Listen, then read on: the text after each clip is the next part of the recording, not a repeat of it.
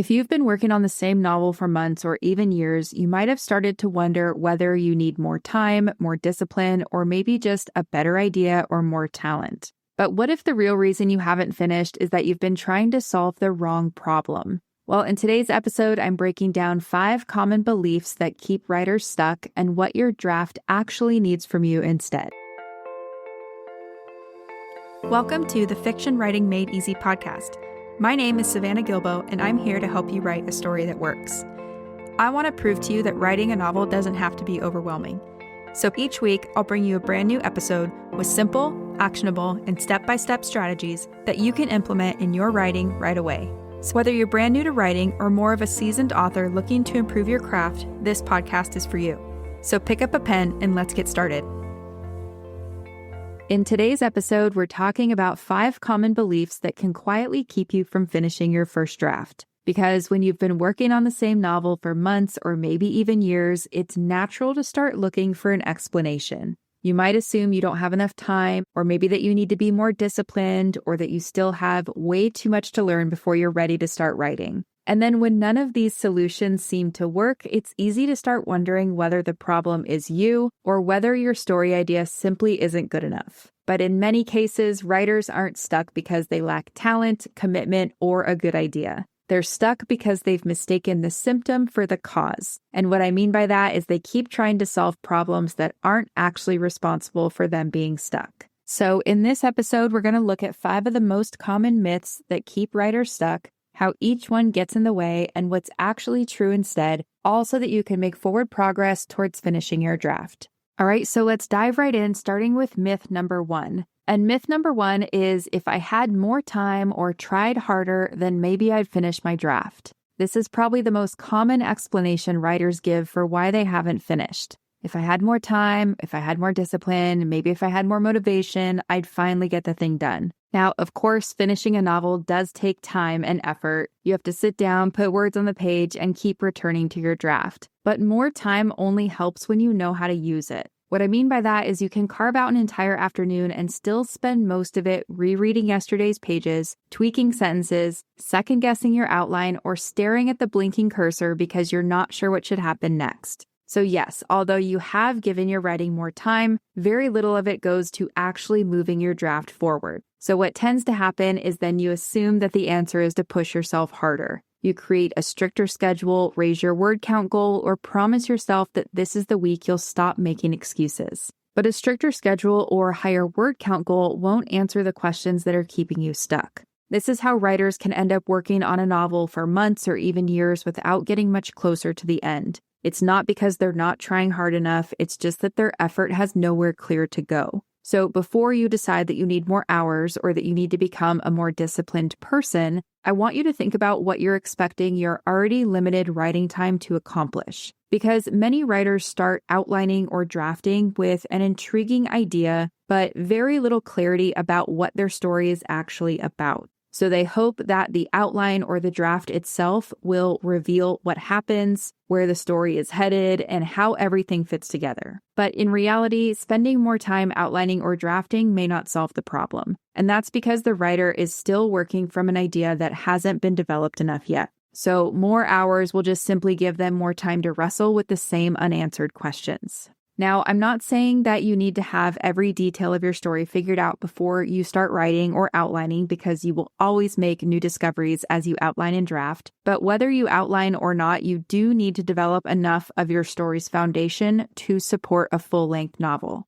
That means understanding things like what your protagonist wants and why, what stands in their way, and where the central conflict is headed, all so that your time and effort have somewhere useful to go. So the key takeaway here is that finishing a novel, of course, it takes time and effort, but adding more of either won't help if your idea hasn't been developed enough to outline or draft effectively. So before pushing yourself harder, just make sure that you've built enough of your story's foundation for your effort to actually move it forward. All right, now let's move on to myth number 2, which is, I just need to learn a little bit more before I feel ready to write. Now, most of the writers I work with are excellent students and they love learning. They care deeply about their craft, and so when they get stuck, their instinct is to often buy another craft book, listen to another podcast, or try a different plotting method. And no judgment on this because I am guilty of this as well. It also makes a lot of sense, right? Because learning about writing and learning about our craft is very valuable. But the problem is that learning or consuming more craft advice can quietly become a way of postponing the moment that you actually have to apply what you've learned to your own story. Now, I know how this goes. Like I said, personally, this one is hard for me as well, but you know how it goes. You tell yourself you'll start writing once you understand story structure a little bit better. And then it's character arcs, then it's theme, then it's point of view or world building or whatever else it is that you feel like you need to learn more about. And the finish line keeps moving because there's always going to be something else you could learn. But eventually you have to realize that more general advice about writing stops answering the questions that are keeping you stuck.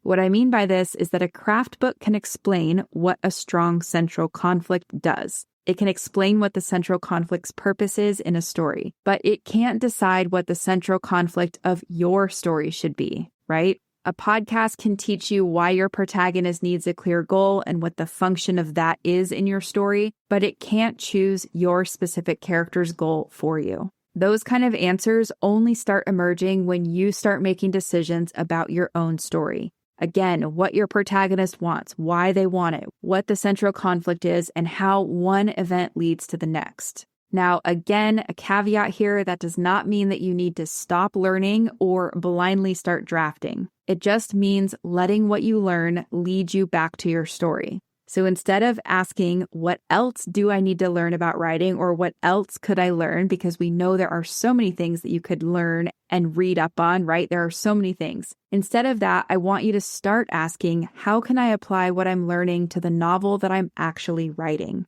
And the truth here is that you're never going to feel as ready as you think you should. That's because no amount of preparation or reading or learning can remove the uncertainty that's always going to be there before you start writing. It's just never going to happen as much as I wish it could. So at some point, your progress is going to depend less on finding another answer and more on making decisions for your own story, all while knowing you can refine things later. So you're not locked into the decisions you make, but you do need to start making those decisions. All right, so the key takeaway here is that learning, of course, helps when it gives you a new question or a new tool that you can apply to your novel. But more information alone is not going to make you feel ready to start writing, start outlining, or to ultimately finish your draft. So just remember that progress comes from using what you already know to make real decisions about your story.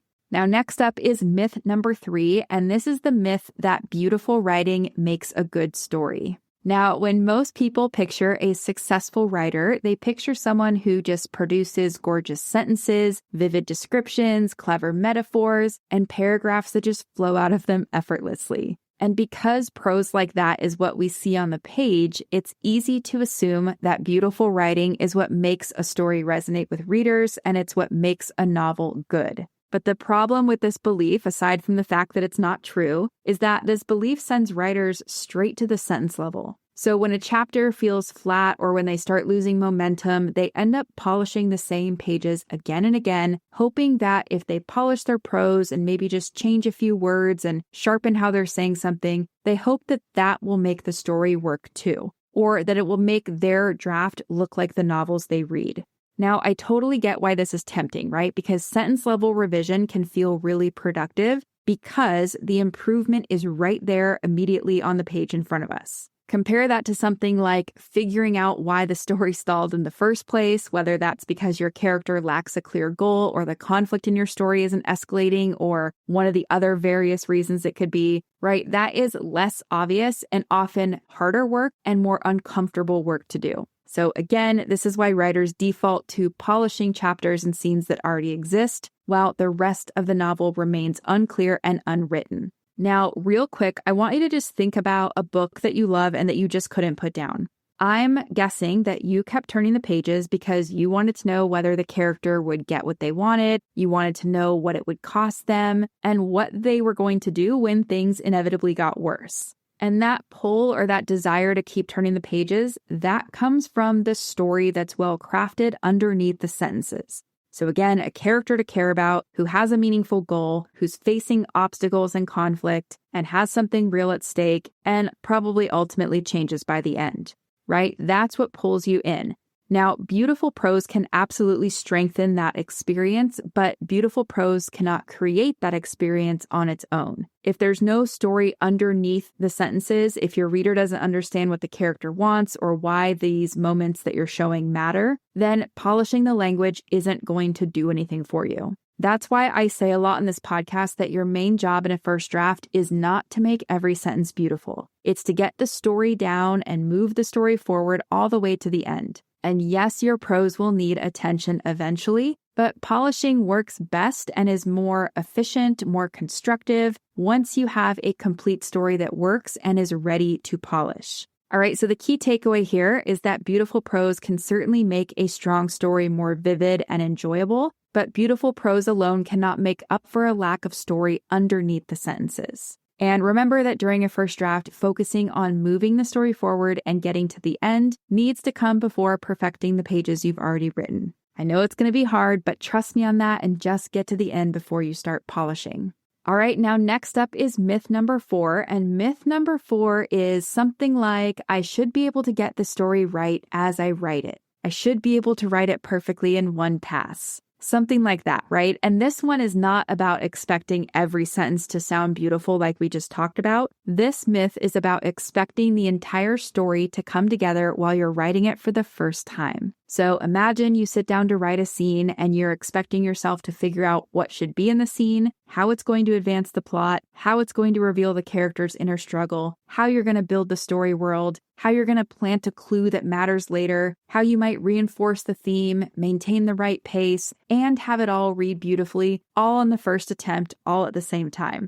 Of course, that feels overwhelming, right? In this scenario, you'd be asking yourself to solve several different kinds of story problems at once, often while you're still discovering what needs to happen in the first place. And because all of those elements are connected, one uncertain choice can make the whole scene just feel impossible, overwhelming, maybe like it needs to be separated into 4 different scenes, right? I've seen it all. But I want you to think about it like this. If you don't fully understand the character you're writing yet, then how can you know exactly what they would do? If you don't know where your story's headed, then how do you know which clues to plant? If you haven't crystallized your theme, then how are you going to make sure that shows up on the page all in one pass, right? And this is why writers get overwhelmed, because page by page, it feels like you need to kind of understand, maybe also reinvent the entire story before you can even write another sentence. And to some extent, that is true. You do need to understand the foundation of your story. So what is your story actually about? Who's your character? What do they want and why? What conflict gets in their way and things like that.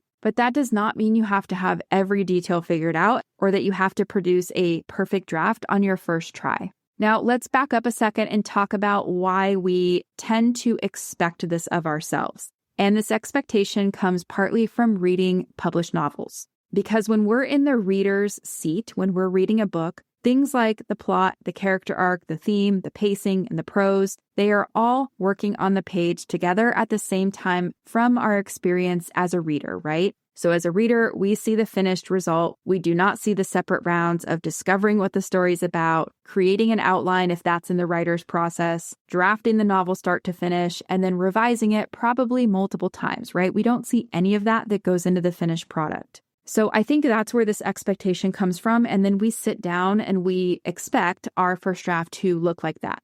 But what I've learned after more than a decade of working with writers one-on-one and in my Notes to Novel course is that writers rarely solve every part of a novel equally well in one pass. And what I mean by this is that you might draft complete scenes that get the plot and the external consequences on the page, even if the dialogue is rough and the scenes are lacking interiority. Or you might be someone who sketches your scenes almost like a screenplay, so they're mostly filled with dialogue, entrances, exits, and basic stage direction, and then return later to add narration, description, and emotional depth. Everyone's process will look different, and no matter how you tackle it, it doesn't mean you're doing it wrong. It just means you're building your story in layers, which is exactly what you should be doing. And then once your full draft exists and you've gotten to the end and now you understand your story better, then you can return to those thinner layers in each scene and make all the pieces work together a little bit more deliberately.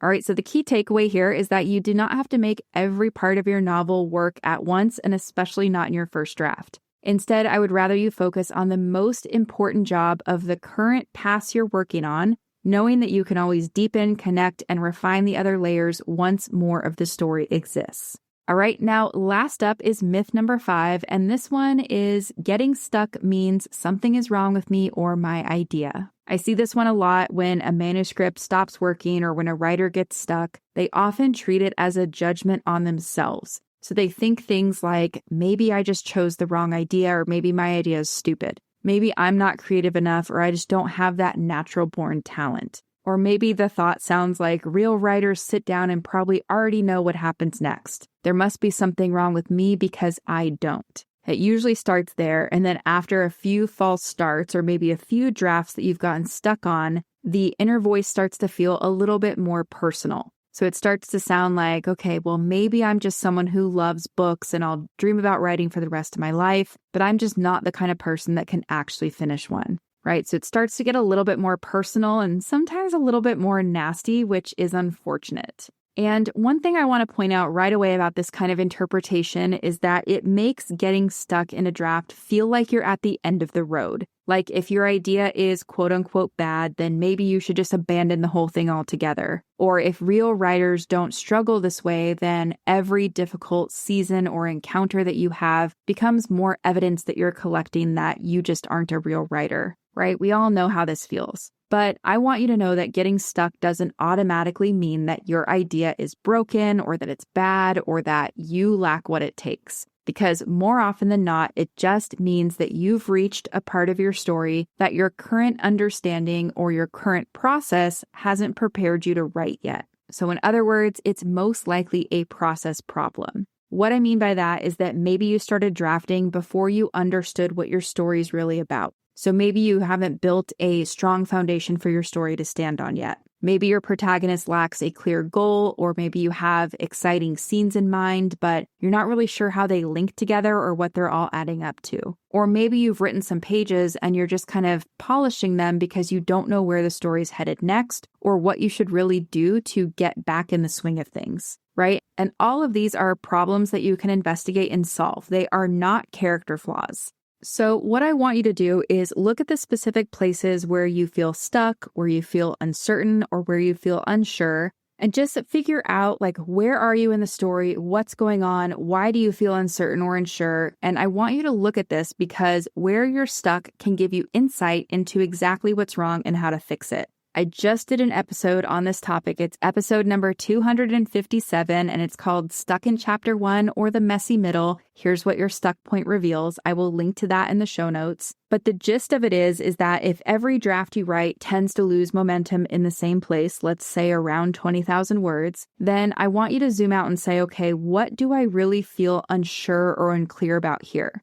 If you're someone who repeatedly returns to chapter 1 to polish things over and over, check in with yourself and just say, am I doing this because I'm really unsure or uncertain about where the rest of the story is headed, right? So just kind of check in and say, where am I feeling uncertain or unsure? And then what information can I glean from that stuck point? Because this is really going to give you a nice clue about where the story or where your process needs more support.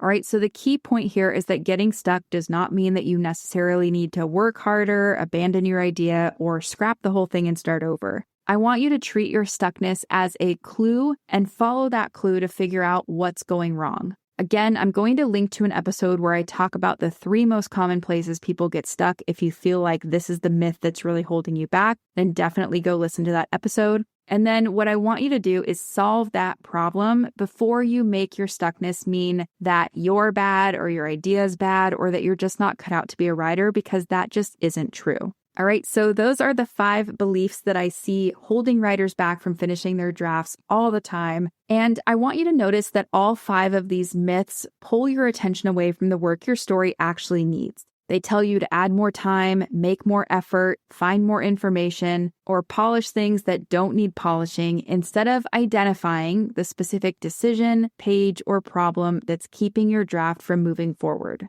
And again, this is why you can care so deeply about your novel, work on it for years, and still feel as though you're getting nowhere. I see it happen all the time. You're probably just trying to solve the wrong problem or trying to solve too many parts of your novel at once. And I want you to remember that finishing a draft becomes much more manageable and enjoyable when you have a process that helps you identify and execute the most useful job in front of you. Sometimes that job is going to be deciding what your protagonist wants, why they want it, what the conflict will be like in your story. Other times it's figuring out what's going to happen in the very next scene. And sometimes it's just writing an imperfect scene so you can keep moving and refine it later. Again, the goal isn't to know every single thing before you start or to get every page in front of you right the first time. It's just to have enough clarity to take the next meaningful step and to know what to look at when you get stuck. And once you start approaching your story this way, finishing stops feeling like a mysterious ability that other writers possess and you don't.